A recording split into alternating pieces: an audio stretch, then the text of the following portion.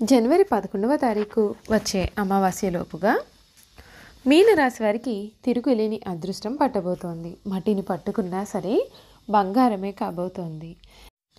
జనవరి 11వ తేదీ అమావాస్యలోపు మీనరాశి వారి జీవితంలో ఏ విధంగా ఉండబోతోంది, వీరి జీవితంలో చోటు చేసుకోబోయే పరిణామాలు ఏమిటి, వీరి విద్య, ఉద్యోగ, వ్యాపార, వైవాహిక జీవితాల్లో ఎటువంటి మార్పులు రాబోతున్నాయనే విషయాల గురించి మనం ఇప్పుడు క్లియర్గా తెలుసుకుందామండి.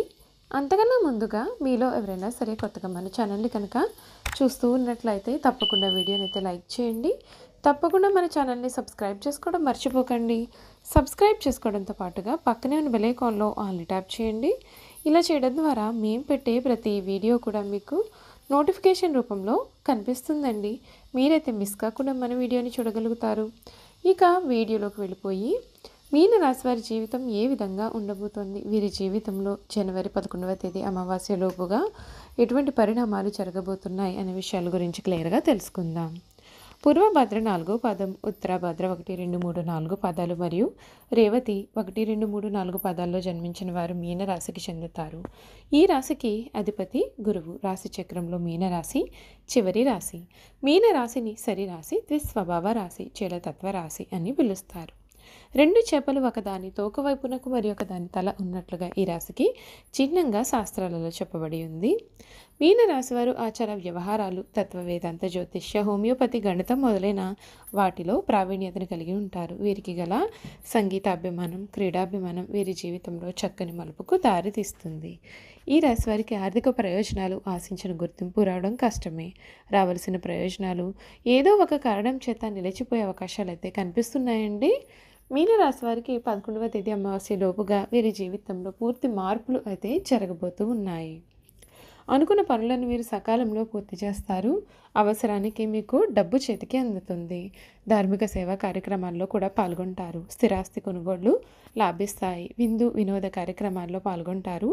శని శ్లోకాన్ని చదివితే మీకు అన్ని విధాలుగా ఉన్న ఆటంకాలు తొలగిపోయి మంచి జరుగుతుంది.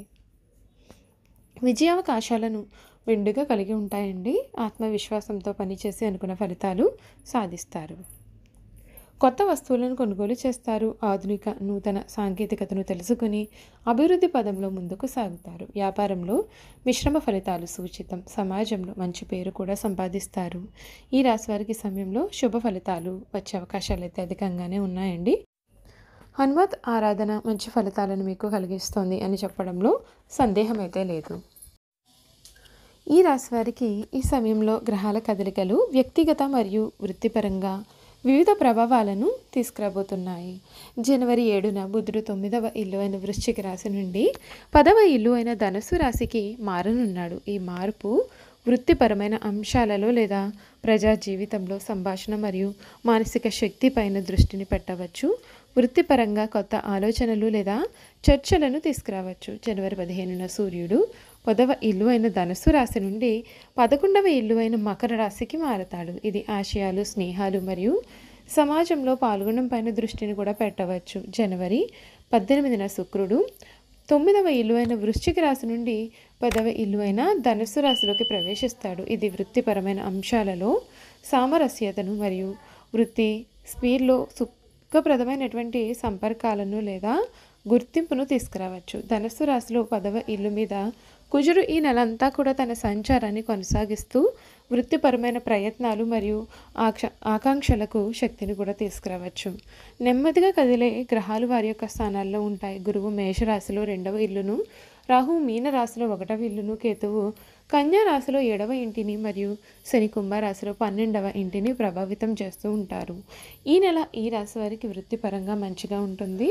మీరు చేపట్టిన పనిలో విజయాన్ని సాధిస్తారు. కెరియర్ పరంగా ఈ సమయం విజయం మరియు ప్రశంసలను కూడా మీరు అందుకునే అవకాశాలు ఉన్నాయి. మీ యొక్క మేనేజర్ లేదా పై అధికారుల నుండి కూడా మీకు మంచి మద్దతు కూడా ఈ సమయంలో లభించనుంది. కొత్తగా ఉద్యోగం గురించి ప్రయత్నం చేస్తున్న వారు అనుకూల ఫలితాన్ని కూడా పొందుతారండి. ఆర్థికంగా ఈ నెల ప్రథమార్థం సామాన్యంగా ఉంటుంది. ద్వితీయార్థం అత్యంత అనుకూలంగా ఉంటుంది. ప్రథమార్థంలో మీరు ఎక్కువ ఖర్చు చేసే అవకాశాలు ఉన్నాయి కాబట్టి జాగ్రత్త పడండి. మరియు ఆదాయంలో పెరుగుదల పెద్దగా ఉండదు.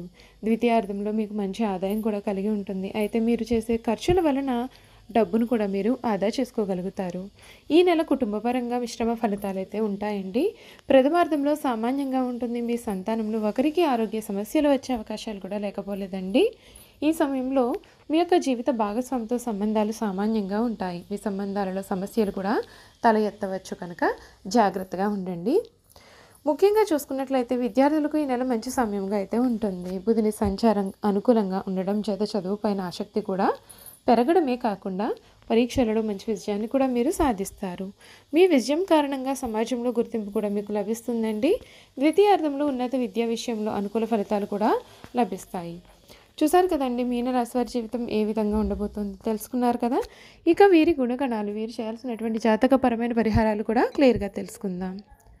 సాధారణంగా మీనరాశిలో జన్మించిన వారు చాలా ప్రశాంత మనస్కులై ఉంటారు. కోపం త్వరగా రాదు. ఒకవేళ కోపం వస్తే అది చాలా విపరీతంగా ఉంటుంది. వృత్తి ఉద్యోగాలు స్వయంగా ఏర్పరచుకునే సామర్థ్యాన్ని వీరు కలిగి ఉంటారు. వంశగౌరవం, మంచితనం చాలా వరకు మీనరాశి వారిని ఆదుకుంటుంది. ఎవరో అద్భుతాలు చేసి వీరిని ఉద్ధరిస్తారు అని చాలా కాలం పాటు వేచి చూస్తారు. ఆ విధంగా విశ్వసిస్తారు. చివరకు వీరే కష్టపడి అనుకున్నది సాధిస్తారు. మీనరాశి వారు సామర్థ్యం లేని మనుషులను ప్రోత్సహించడం వలన వీరి యొక్క సమయాన్ని కూడా వృధా చేసుకుంటారు. ఈ రాశి వారికి గురు, శుక్ర, శని దశలు బాగా యోగిస్తాయి. సుదర్శన కవచ పారాయణ, విష్ణు సహస్రనామ పారాయణ కూడా మేలు చేస్తుంది. ఈ రాశి వారు ఆర్థికంగా చాలా పరిపుష్టిగా ఉంటారు. ముఖ్యంగా వీరు లాటరీ, ఇతర బెట్టింగ్ వ్యాపారాలలో కూడా తెలివిగా సంపాదిస్తారు. స్థిరమైన వ్యాపారాల పట్ల వీరు దృష్టి పెట్టరు కనుక కొన్నిసార్లు అది ఆర్థిక మాంద్యానికి కూడా దారితీయవచ్చు. దయ, జాలి, గ్రహణశీలి, స్వీకరించే తత్వం గల మీనరాశికి చెందిన వారితో పరిచయం ఏర్పరచుకోవడం చాలా తేలిక. అయితే వారు కాస్తంత పిరికివారు కావడంతో మీ నుండి కొంత సహాయం వారికి అవసరమవుతుంది. వారికి సంబంధించిన విషయాలన్నీ కూడా అత్యంత కళాదృష్టితో వీరు రూపొందించుకుంటారు. మీనరాశి వారు ఏకముఖి రుద్రాక్ష ధరించడం వలన శుభ ఫలితాలను పొందుతారు. పూర్వభద్ర నక్షత్రం వారు పంచముఖి రుద్రాక్ష, ఉత్తరభద్ర నక్షత్రం వారు సప్తముఖి రుద్రాక్ష ధరించాలి. రేవతి నక్షత్రం వారు చతుర్ముఖి రుద్రాక్షను ధరించాలి. విష్ణు సహస్రనామ స్తోత్రం మరియు ఇతర విష్ణు మంత్రాలను, స్తోత్రాలను పఠించడం మీకు ప్రయోజనకరంగా ఉంటుంది. ప్రత్యేకించి గురువారాలు, శనివారాలు, ఏకాదశి, ద్వాదశి తిథుల్లో తప్పకుండా పఠించడానికి ప్రయత్నం చేయండి. సూర్యోదయ సమయంలో క్రమం తప్పకుండా మరియు ఆదివారాలు, సప్తమి తిథులు మరియు శుభదినాల్లో సూర్యునికి నీటిని సమర్పించండి. పసుపు లేదా చందనం తిలకాన్ని ప్రతిరోజు మీ నుదుటిపైన రాయండి. నీళ్లలో పసుపు పొడిని కలిపి తలస్నానం చేయండి. చూసారు కదండి, మీనరాశి వారి గురించి పూర్తి వివరాలు తెలుసుకున్నాం కదా. ఈ వీడియో కనుక మీకు నచ్చినట్లయితే తప్పకుండా వీడియోని లైక్ చేయండి. తప్పకుండా మన ఛానల్ని సబ్స్క్రైబ్ చేసుకోవడం మర్చిపోకండి. సబ్స్క్రైబ్ చేసుకోవడంతో పాటుగా పక్కనే ఉన్న బెల్ ఐకాన్లో ఆల్ ట్యాప్ చేయండి.